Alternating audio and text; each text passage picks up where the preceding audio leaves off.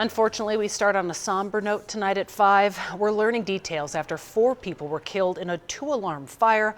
The fire chief says 2 children and their parents died. Fire crews were called to Independence Ridge Apartments around 6 this morning. That's near Route 291 and East 39th Street by Independence Center.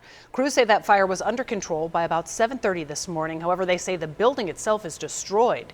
We talked with neighbors who managed to make it out safely. One told us his neighbor woke him and his family up by knocking on their door. It was really scary, man. I mean, the whole roof was on fire. I was making sure everyone was out, but we just had to get out of there with our baby to make sure he was safe.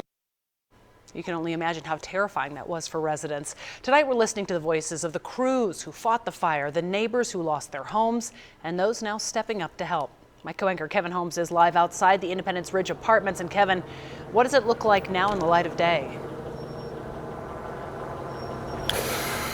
It's hard to look at, Caitlin. Very difficult to look at. And the mood out here is solemn. I mean, all this happened in the cold of winter, and this has rocked the community. Everyone from the residents to the first responders and now to the schools. Now that we know that 2 babies have been impacted by this. Investigators now working to determine what caused all of this because so many people are now displaced. Firefighters say this building behind me is now a total loss. And as you can see by all the charred debris behind me, they say this is now unlivable. They estimate there are about 24 apartments in this building.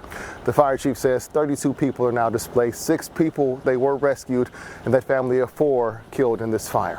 Chief Jimmy Walker says the mother and the father, along with their 2 children, died. 2 children died. Those children, they were 3 and 8 years old. They were in an apartment on the 3rd story in an area where the fire was the heaviest.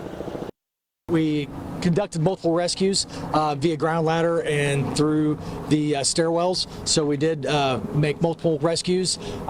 We did start to have structural collapse. At that time, we pulled everybody defensive. Our crews were trying desperately to get up to the 3rd floor. Couldn't do it, but I have to commend my people for making a valiant attempt to do everything they can to make a rescue. Unfortunately, today it didn't work out, but our hearts go out to the family. We can also tell you 2 firefighters, they suffered burns. They were taken to the hospital where they were treated and released this afternoon. The Independence Fire Department will have counselors available for firefighters to talk to.